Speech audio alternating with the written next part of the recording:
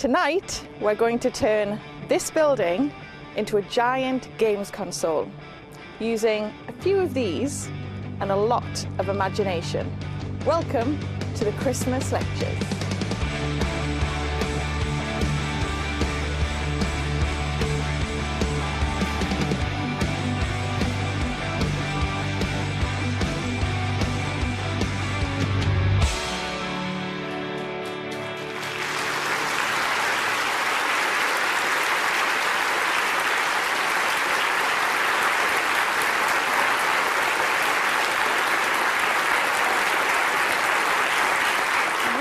To be hacking some amazing things tonight.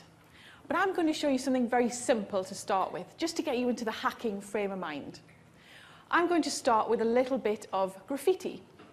Now, all the mobile phones we have these days, they're so advanced that they've actually got 100,000 times more memory than the computer that was used on the lunar landing. And do you know which bit I'm going to use first? The light. I'm going to show you something that maybe you didn't know about a fire exit sign.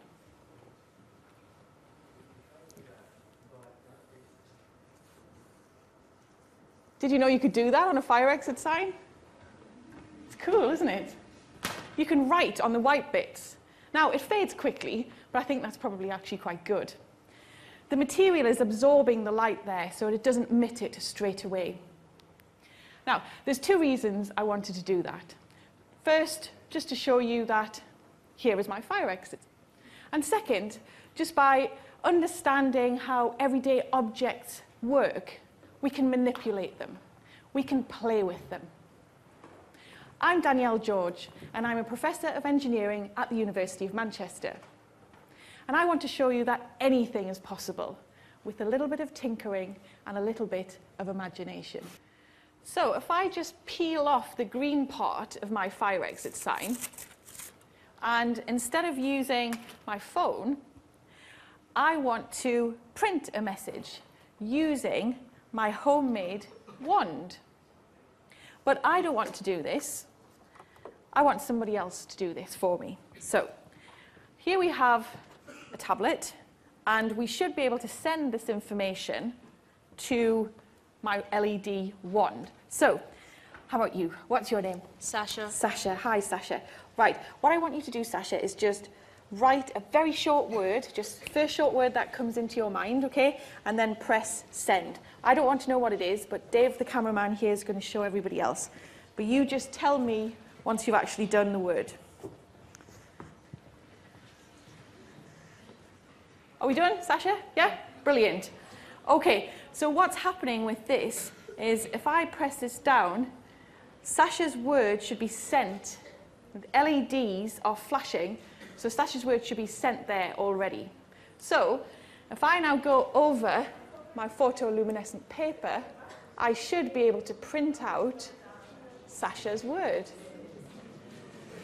And here we have it. Brilliant.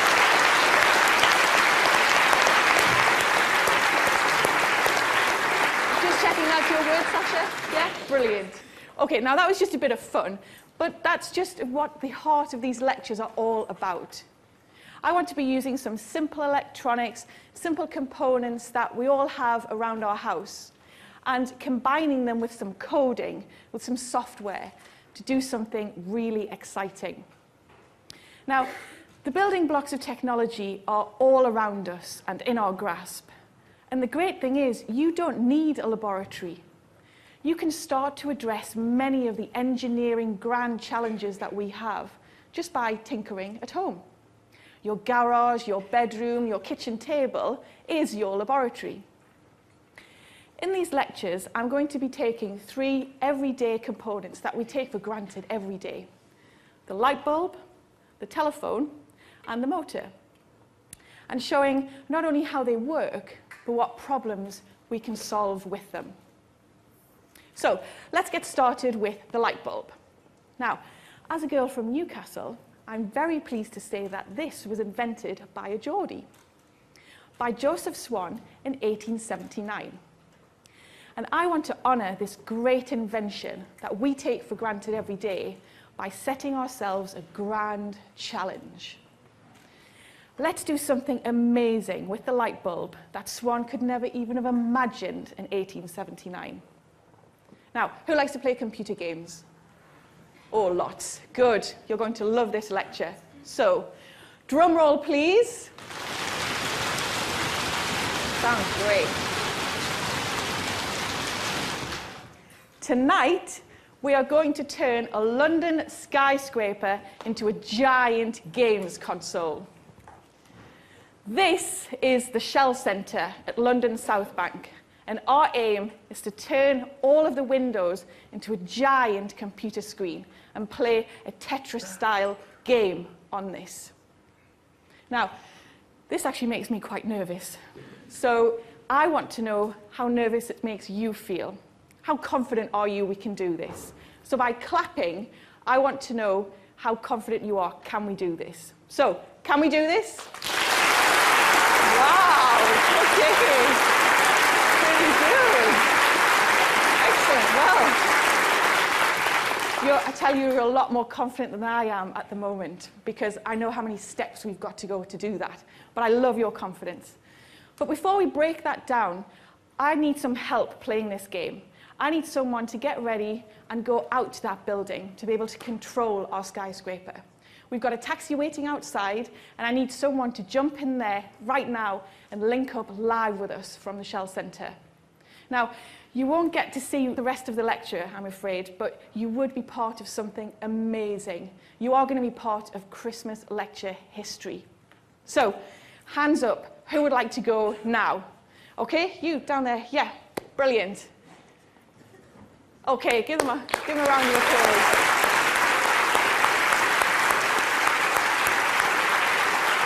Okay, what's your name? Harrison. Harrison. Okay, Harrison, and you have a parent or... Okay, is that your mum there? It's teacher. Teacher? Okay, right, Harrison. Okay, teacher, are you okay to go with Harrison? Yeah, is that okay? Brilliant. Okay, so what's going to happen is you're going to go with Judy. We're going to put you in a taxi, which is waiting for you and your teacher now, okay?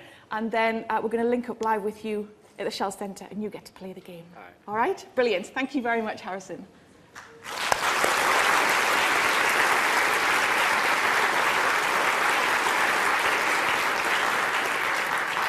Okay, whilst Harrison is on his way to the South Bank, we need to think about the steps we need to take our crazy idea to actually playing a game on the skyscraper. And we need to do it in less than an hour. Now, I'm an engineer, and when I'm faced with problems that I think are just too big to solve, I like to break that problem down into steps that I think I can solve. So, let's break it down. First, we need to turn the building into a screen. Then, we need to be able to code that game. So we need some software as well. Then third, we need to make a controller, some sort of gamepad, in order to play that game. Then we'll be going live to Harrison at the Shell Centre to play that game. And hopefully, he'll be there in that taxi that was waiting for him, so he'll be waiting for us. So we've got less than an hour to do all that. Okay, right, let's get started with step one. Now, the key to this is finding a way to turn that building into a giant screen. And we can put anything on screens. We could put on my screen here a lovely image of the Shell Centre, or images of giraffes. Or we could even put the photographs that were taken of you guys this evening. Brilliant. Oh, that's a good. Excellent. Are you recognizing yourselves? Excellent. Some of you look very happy to be here. That's good. And it doesn't matter how far away those screens actually are, or how big or how small those screens are. They're all controlled by the internet. And that includes the big screens. You know the big screens that you see when you're out maybe shopping in Piccadilly Circus? like this big screen out near Piccadilly Circus. We could control that from right here. And that's exactly what we're doing right now. Look at where your photographs are, Piccadilly Circus. This is a live picture. It's brilliant. So the people on this bus will be looking at your faces at Piccadilly Circus. I think you're going to be cheering up a lot of shoppers this evening. They look brilliant. So you're famous. You're out there already on a giant screen. But I think we need to understand how screens like this one work. So if our cameraman was to zoom in even further onto these screens, we'd see something that looked a little bit like this. We'd have hundreds of LEDs, or light-emitting diodes, all arranged in a grid. So on this screen, we have 32 by 32 pixels, or picture elements. And I should be able to display anything on this screen. So I should be able to just show you some information that I have already on my laptop. Or I could just show you what's in my picture gallery, or what's on my desktop. And you can see all of these LEDs are reacting to what I'm doing on the laptop. So if our aim is to turn our skyscraper into a giant screen, I think working out how our small screen works is a pretty sensible first step. But how do you turn a light bulb on if you have a grid of lights? Well, if we zoom in even further and take just a 4x4 section of our grid, we can just see the basic elements, which are really just some light bulbs. Then we'd need a mechanism of making them turn on and off. Now, I could just build a switch for every light bulb I have, and that's okay for this because I'd only need 16. But for my screen here, I'd need 32 by 32, which is 1,024 switches. And for the Piccadilly screen that we've just seen, wow, I'd need hundreds of thousands of switches. So it's not very efficient. So I think we need to understand how screens actually display an image. So I need a volunteer to come and help me do this. So yes, you down here. Okay. And what's your name? Charlie. Okay, Charlie. We stand here. Okay. Now, Charlie, we've got a light here that's already switched on. Okay. If we wanted, say, to light this bulb, what do you think we'd have to do? Have you got any idea? Make a switch for that bulb. Yeah, so we've got these two things here. What do you think we could do? Well, they've got a little dial on them, so move it. Yeah, go on, try moving that one then. Brilliant. And if I do the same with this one, it moves it across there. Excellent. So we've managed to go from here to here. Good. And if we want to go back to there, what would we have to do? Move that one again. Move this one again. So all we've done is just given this switch a different message. So, and the clever thing about this is, Charlie's only had to use 2 switches to do this. And this is how small screens work, and actually much larger screens. The computer breaks down our picture into pixels and tells our switches which lights to light up. But Charlie, I think we've got a bit of a problem here, because we can turn one light on, but how do we turn all the lights on at the same time? How do you think we could do that? Can we do it with this? I'm not sure if we could do it with this. What about if you move that really, really fast? Would that work? Well, yeah. Well, try it, yeah? Should we try it? We like just trying things. So you try that one. Okay. Yeah, and I'll try this one. Now you see, well, we're definitely moving it. We're definitely switching that light. And maybe if you switched fast enough, we might see an image. But I don't think you and I are going to be able to switch fast enough here, are we? No. So I think I'm going to need something else to help me. I think I'm going to need a bicycle to help me explain this. But thank you very much, Charlie. You were an excellent computer.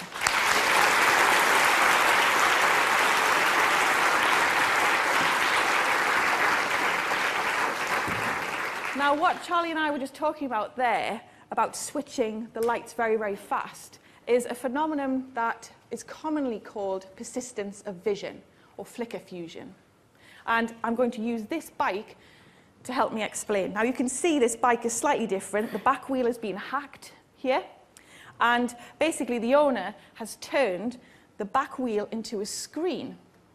So what we have are a bunch of our LEDs, our light-emitting diodes down here.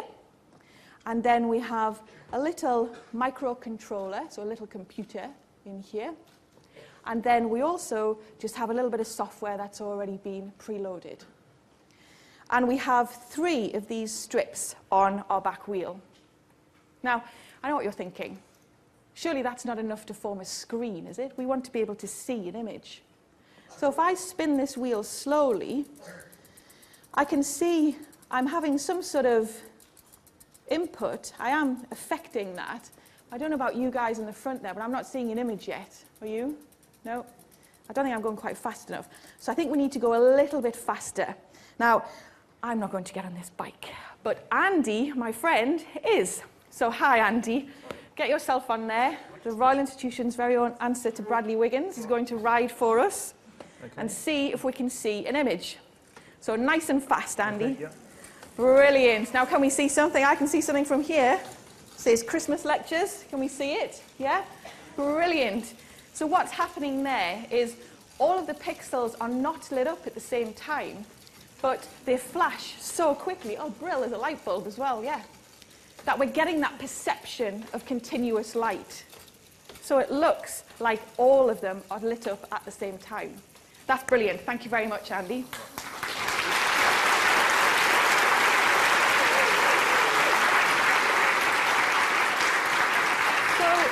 By turning on the lights in turn, we've managed to create that illusion of a static image.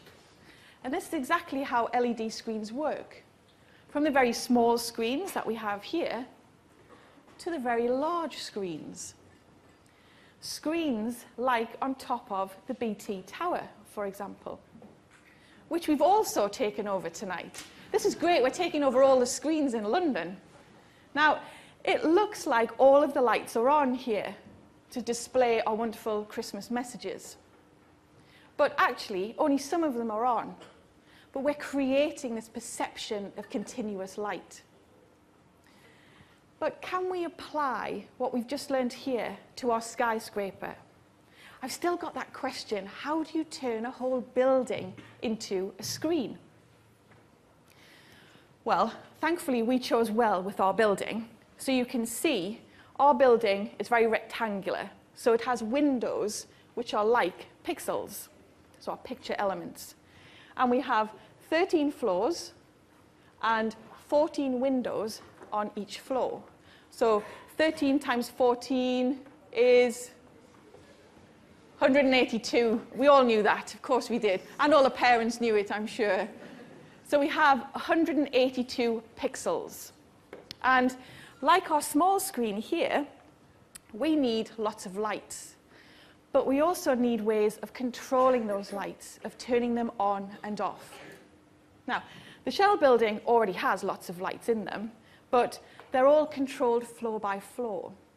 And we need to be able to control them window by window. So unfortunately, we had to start from scratch. We had to put a lamp and a bulb in each of our 182 windows. And they were all delivered to right here at the RI. And we can see here 182 boxes, 182 lamps being delivered. It took everybody to try and get all of these boxes and start unpacking all of our just simple lamps here.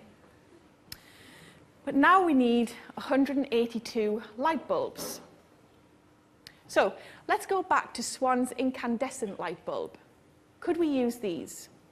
Now, the great thing about Swan's light bulb is it's really easy to see how these work. If we just take our first bulb here, we can see just our normal tungsten filament inside, and the metal is tungsten because it has a very high melting point, and that's important. So when I plug this bulb in, what we see is the current has been passed through the metal in our light bulb, and that heats up the metal, which makes it glow. Now, the glass is actually quite important for our light bulbs here, but don't just take my word for it. If we remove our glass, like we've done in our second bulb here, what do you think is going to happen? Is this going to work? We've removed the glass. So it's exactly the same as this one. A few shaking of the heads. Anyone nodding the head? Oh, a few nods of the head as well. Okay, well, let's plug it in and find out. So I'm just going to put some little safety specs on here. Right, are we ready for this? You see it? So it did glow, but then very quickly it burnt out.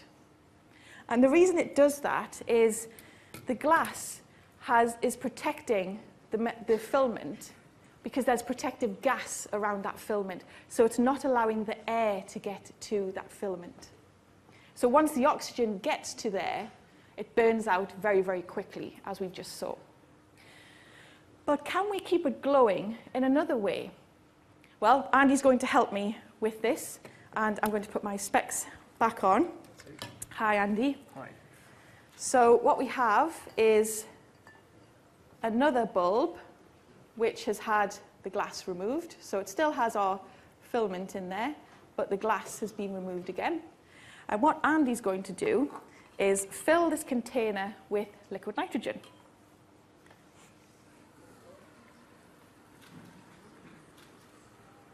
Liquid nitrogen always looks really good, doesn't it?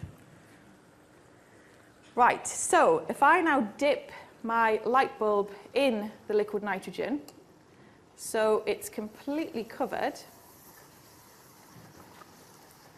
and then I turn it on, is this going to work? Yeah? Let's see. It works. And not only does it light up, but it stays lit up as well. And the reason for that is the liquid nitrogen is pushing the oxygen away from that filament. So the oxygen is not surrounding our tungsten metal anymore, so it allows it to keep glowing. Great, thanks very much, Andy.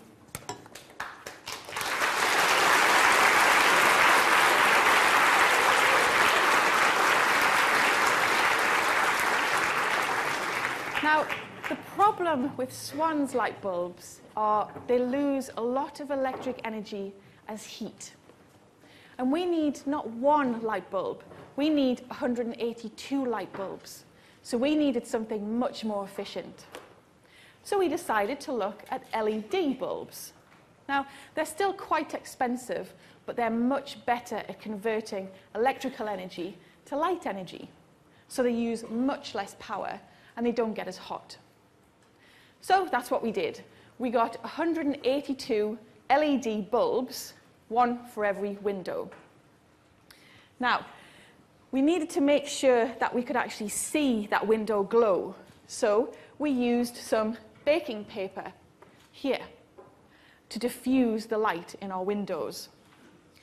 Then we needed to make sure the light was directed away from the room and out of the window, so out so we could see it from outside. So you can see here, we've used some reflective film on our windows as well. So step one, part one, done. We've managed to make every window a pixel just by using desk lamps and LEDs that we've bought at the local DIY store. But there's still a big difference between lights and windows and making a screen, isn't there? If you think back to our small screen here, we have lots of LEDs, but we also need ways of controlling all of those lights. So how do we tell each lamp what to do? Well, it's easy just to wire a bunch of LEDs on the ground. We could do that. But it would be really, really difficult to scale that up to what we need for our giant skyscraper here. Now, I know what you're thinking. Well, there are already wires in the building, aren't there? Surely everyone's got a network cable these days. And the answer is yes. this has a network cable just the same as the things that you guys will have at home as well, just an Ethernet cable. So we could network all of our windows of lights just using network cables, couldn't we? Well, before we answer that question, I want to show you something really, really cool with network cables right here tonight. So if anyone's seen the Matrix film, you know that part in the Matrix where the two actors freeze in time and they're suspended in the air, so they jump up in the air and they're frozen in time and the cameras pan around them? You know that? You've seen that before, yeah? Well, let's try and recreate that here. What we have here is a semicircle of 40 Raspberry Pis. Now, Raspberry Pis are just little embedded computers, and I'm sure many of you have used these before. If we have a look in a bit more detail here, we can see that it has a little LCD display on the top, it has a camera, and it also has our Ethernet cables, so it's a wired network. So we can use all of these cameras to take a photograph at exactly the same time and then stitch all of that information together. So our computer down here, Andrew, is going to be able to we're going to take the photographs at exactly the same time. So Andrew's going to trigger that information, okay? Now, we're obviously missing a couple of things here. Volunteers to be jumpers. Okay, let's go. You there, please? Yes? And you here. Okay, great. Thank you very much. All right. What's your name? Ed. Ed. Okay, Ed. I'd like you to stand probably about here and then just face that fire exit sign a little bit there. Okay? Come in a little bit further, I think. Just need to get you about right. Okay, and what's your name? Harriet. Harriet, okay. Right, Harriet, if you just turn to where you were sitting and then just go backwards here and then just face that exit sign there. Right, we should be good there. Right. Now, hopefully, you guys are good jumpers. Yeah? Yeah. You've volunteered now, Harriet, so you have to be a good jumper, okay? Yeah. Now, what I want to see is the craziest jump you've ever done. So I want to see arms up, I want to see legs up, okay? And I want to see you getting nice and high as well, okay? Are we ready? 3, 2, 1, jump! That looked pretty good to me. Thank you very much. Just stay there. Harriet. Wow. That was brilliant. Now, Andy, did we get it? Yeah? Okay. Right. Let's turn around and see how it looked. Because it looked pretty good from where I was. So let's see if we've managed to capture that. That's brilliant. Look at that. Excellent. I like the big happy faces as you're doing it as well. That looks amazing. And we've done that with really simple electronics. You look fantastic. Well done, both of you. Brilliant. Thank you.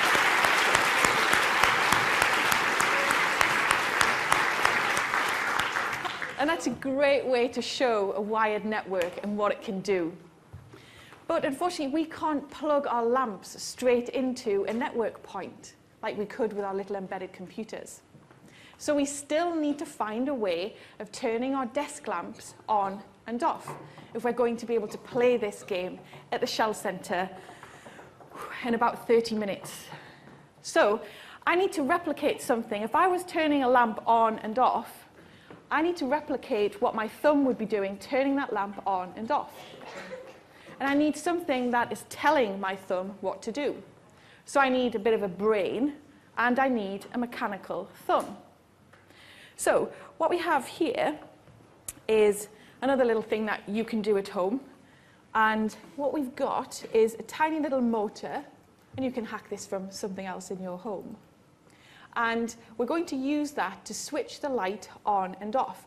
So you can see it's just attached to the switch on the lamp.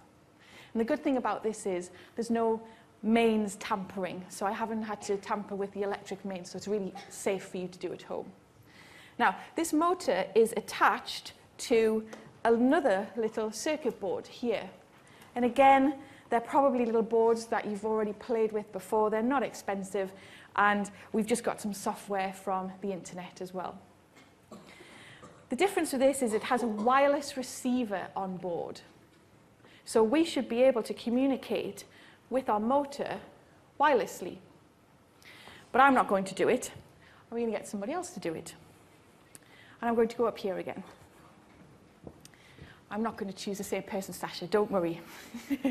I'll choose you instead. Okay, what I want you to do, what's your name? Sam. Sam, okay, Sam. What I'd like you to do is to wirelessly turn my lamp on and off.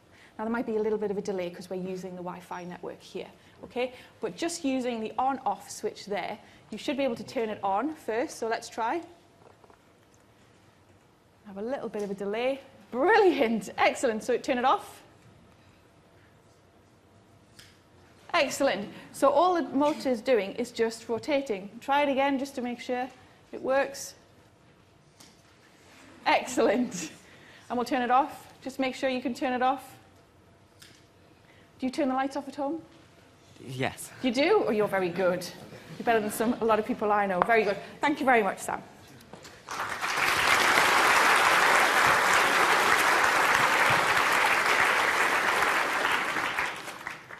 Okay, so what was happening there was Sam was using the Wi-Fi signal, which turned the motor on and off, which allowed the switch to then switch the light on and off. And this is something that you can try at home. Now, I've mentioned something there that we haven't really talked about yet, which is Wi-Fi, or a wireless signal. And this is going to be crucial to making our Skyscaper game work.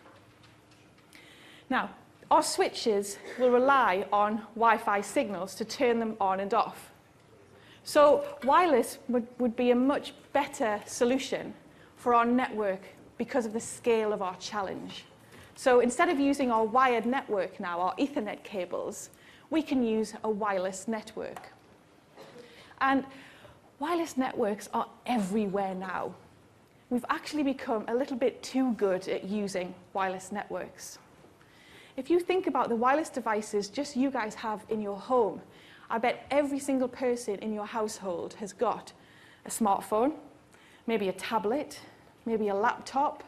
You'll have a wireless router in your home, and that's just in people's homes. So we need to look for different ways, for new ways to be able to send information wirelessly. And perhaps our humble light bulb will give us the answer. Could we use visible light to send information wirelessly? Now that sounds crazy, doesn't it? How can we use light to send information wirelessly? But I've got a really, really good demo to show you here. And I'm going to need a volunteer to help me with this. Now, I probably haven't chosen anyone from the centre yet as well. So I'll choose you with the grey jumper on. Yep. Okay.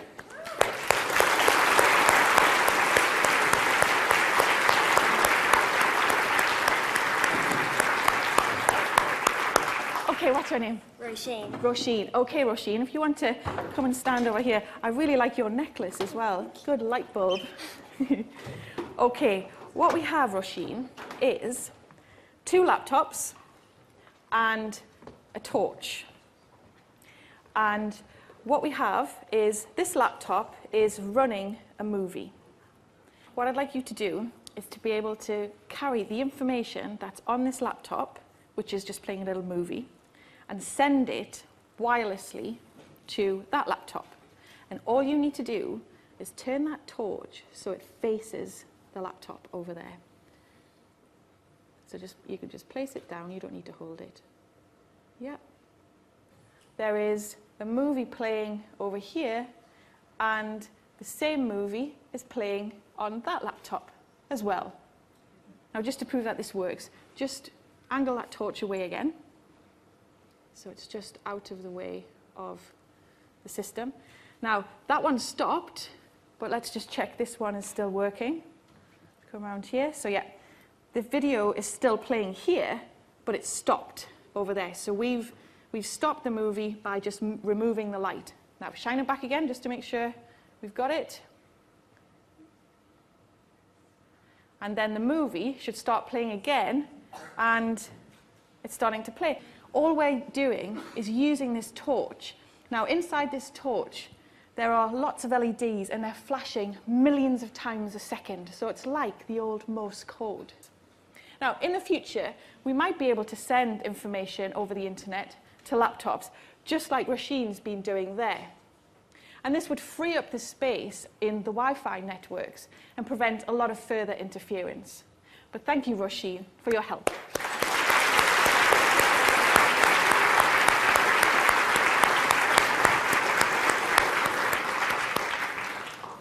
Now, sadly, Li-Fi was a little bit too advanced for our Tetris game. Because if we shone lots of lights like Roisin had there, we wouldn't see our own Tetris-style game lights. So we could fit servo switches to every lamp and send a Wi-Fi signal instead of a Li-Fi signal. But our router only works over a very small distance, and our building is actually pretty big. So we need something bigger, something stadium-size. So is everyone wearing their wristbands? Yeah, everyone hold them up in front of their face like this. I feel very left out because I don't have one. Right, can we dim the lights, please? And can we activate the wristbands? Wow, that looks amazing. Oh, I don't feel so left out because the parents and teachers don't have them either. But it looks pretty good, doesn't it? Looks fantastic. Right, these are called Xylo bands. And to help us explain how Xylo bands work, please welcome Jim Regler. Hi, Jim. Hi. They look brilliant.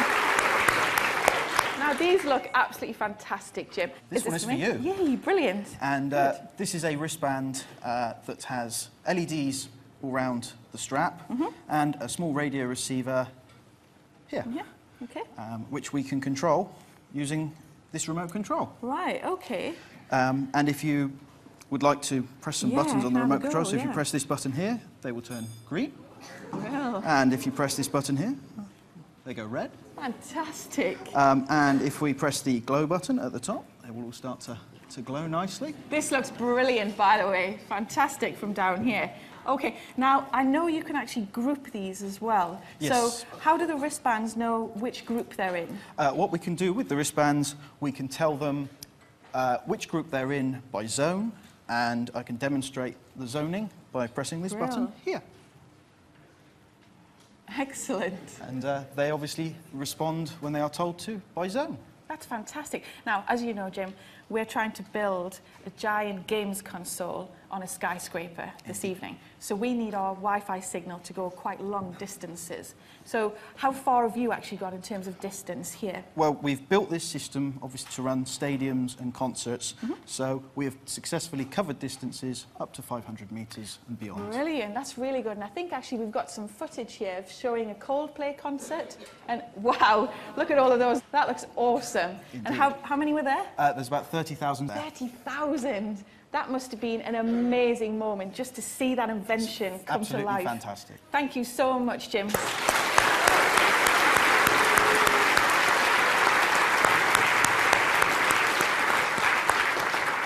I don't feel as left out now. I have one now, that's good. And it looked brilliant, absolutely fantastic, even just 300 of us. So imagine what it looked like with 30,000 of them.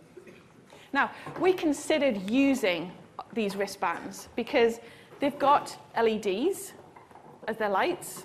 We can control them wirelessly from a central point. We can even control them individually or in groups. And they're cheap to produce. So this all sounds fantastic. But the problem with these is the lights just aren't bright enough for us. So we need something that's really, really similar technology that we've all got here, but something a little bit brighter.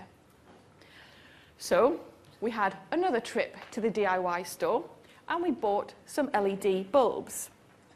But these bulbs are just a little bit different. Now what we have is this bulb, but we've exploded it out here just to show you what's inside it. Now, there is some glass around this bulb, but it's actually just used to diffuse the light, so there's no gas in it like the incandescent light bulb needs.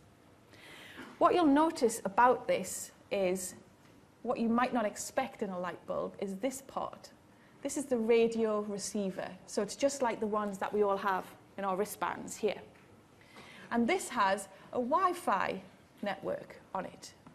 So the Wi-Fi network will send information about the bulb's brightness, and we could even change the color of these bulbs as well. And because it has a radio receiver, we can do it all wirelessly, so we could just do it from a mobile phone app. So these seem perfect. So we've got 182 bulbs that we can wirelessly control. So we can put them in our lamps in our building and control them wirelessly in the windows. It would make the windows different colors, so anything we want just in an instant. And we can send a wireless message that would pass that message to the next bulb, which would pass it to the next bulb, which would pass it to the next. And that's called a mesh network. And it would make sure that no bulb is actually forgotten. So, hardware done. I'm getting more confident on this, actually. I'm getting up to where you were at the beginning. So we've done the hardware, but we need step 2.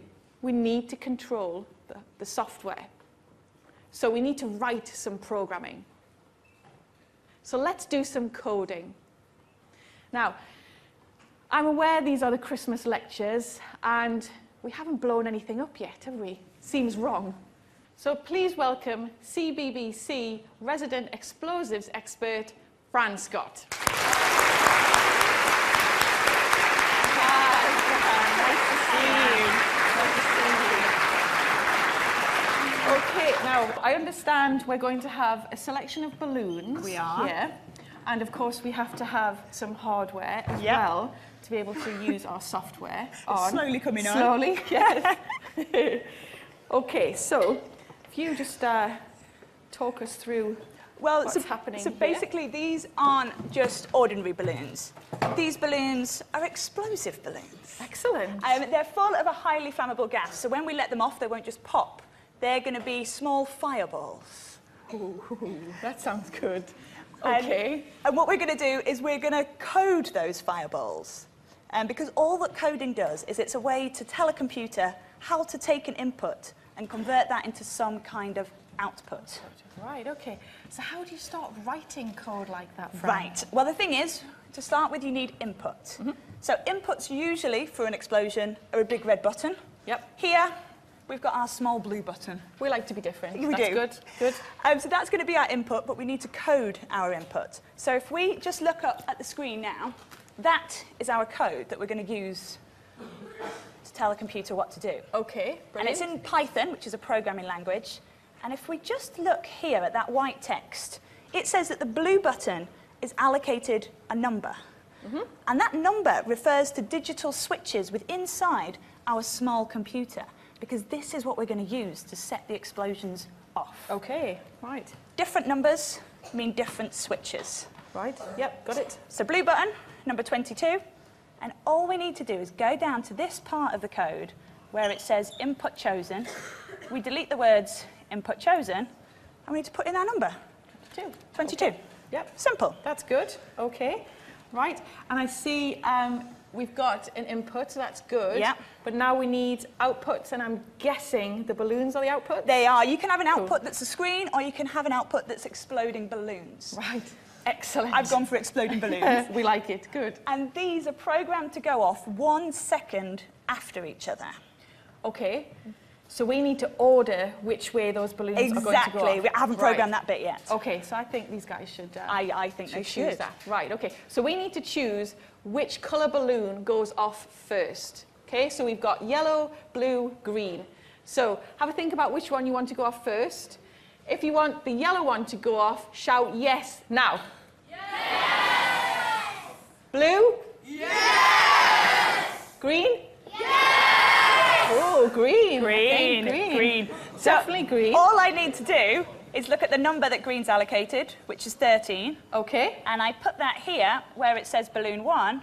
I just need to put in number 13 there. Right. And that switches that output on. But then, just like your switch before, I need to switch it off again. So, sounds good. Here, I put 13 again.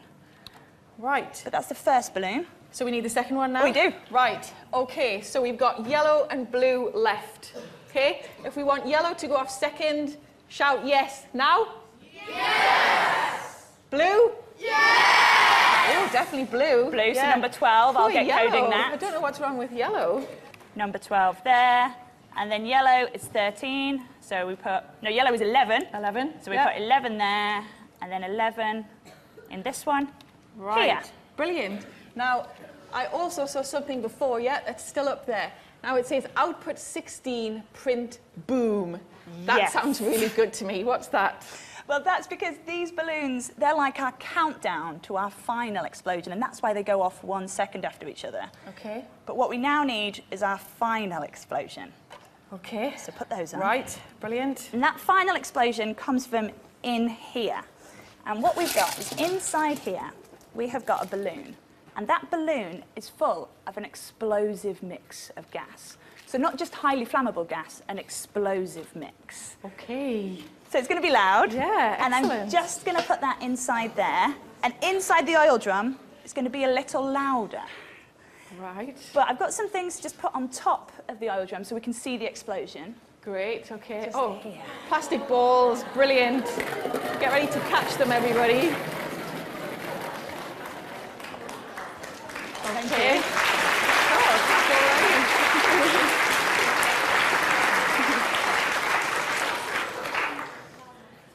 Okay, so we've got our balls. Yep. What else do we need to do? We just need to run our program for me to do my safety checks. Okay, so and it's going to be loud. And I need all of you guys to put your hands over your ears. It's going to be very, very loud. And can we lower the lights, please? Here we go. Thank you. I'm going to stand over here. Fingers crossed. Here we go. So, 5, 4, 3, 2, 1, fire!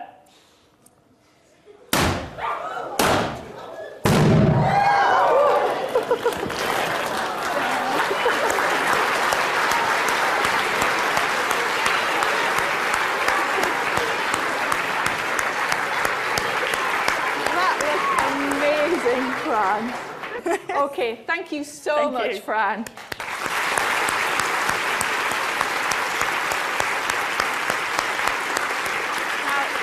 If anyone tells you that writing code is boring, you need to show them that clip of Fran doing those explosive things. That looked absolutely brilliant. And what Fran was doing there was just writing code for a simple set of events. And that's exactly the same as we need to do for our game. And here's the code for our game. Now, our game is quite long. I'll not go into every single detail for you here, but we could just take a snippet of that. So we could just look, for example, at how we just clear the board and start at the top of our screen. Then we could just say, well, okay, let's just look at how we actually play, or when it gets to the bottom, how the code tells the building that it's game over.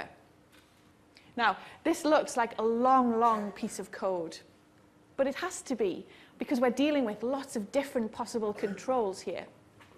But we're doing exactly the same thing as Fran did with her code. We're taking things step by step, and we're thinking in a very methodical and a very ordered way. So we've written our code. We've got our code now. The final thing we need to do is build an input device, something to actually control our game. So, Harrison, are we at the Shell Centre yet? Can we go live to the South Bank, or are we a bit too early? Oh, brilliant. Okay, excellent. Hopefully it's not too cold. Okay. It's freezing. Now, we are coming back to you, Harrison. We're almost there, so just bear with us, okay? Okay. Right. So, our controller doesn't really need to be anything complex. And we should be able to make anything control, well, anything. For example, I should be able to make these jellies control my keyboard. Let's just see. Sounds crazy what I'm saying, doesn't it? Let's just see if that's true. If I just attach myself to this circuit, I should be able to play my jellies.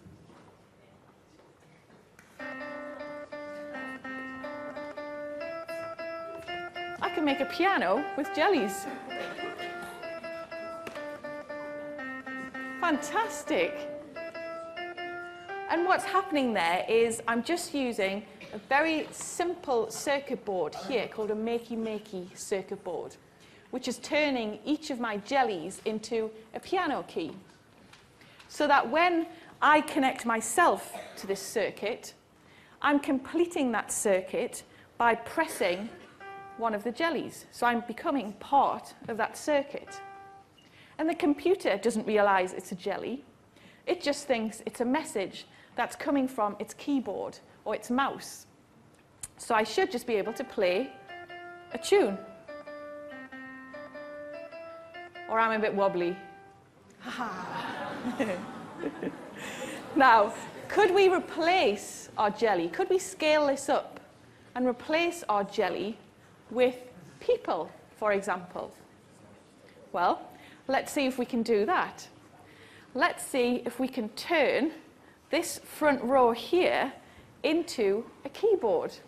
So what I want you to do is just stick your hand out like a high five, and let's see if this works. So I'm going to connect myself to this circuit.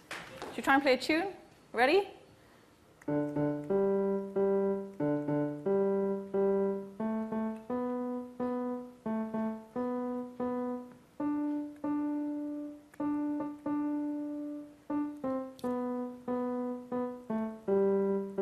What do we think? Sounds pretty good.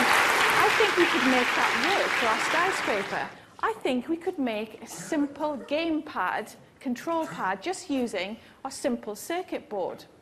Now, we probably wouldn't use jelly. We could just use some special modeling clay that just sets here and just forms into a bit of a flexible plastic. So it's really good for making and fixing things. So we've just attached a blob on each of our clips here. So step 3 complete. We have our controller. So we have a gamepad. We are ready to play. Now, let's just recap here. We've turned our building into a screen. We've managed to control all of those lights. We've managed to code that game, so we've done some software as well. And we've just made a gamepad. So I think we're ready. What do we think? Let's go live to the South Bank, please. Okay, great. So the shell building is now in darkness, so that's good. Ready for our lights. Okay. And is Harrison there?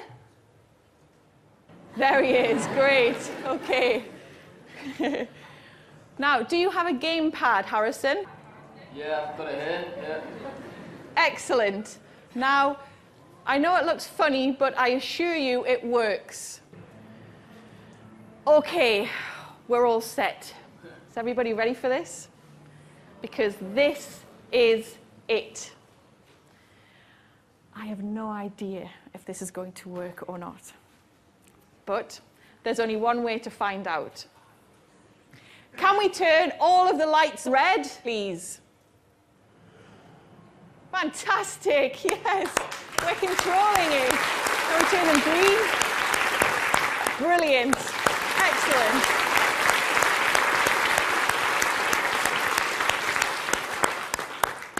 And blue? Fantastic. I can't believe this. This is brilliant. Okay, Harrison, are you ready to play the game? Yeah. Okay, now I think we should do a countdown for him from 5. 5, 4, 3, 2, 1. Let's play. Fantastic, he's already playing. That's brilliant. Okay, now he's moving his first blocks. I can see a T shape just down at the bottom there. And he's moved it to the bottom, so he's got his second one at the top there now. And that's moving down. Now, I think we deserve to give the technical team that made that happen a huge round of applause.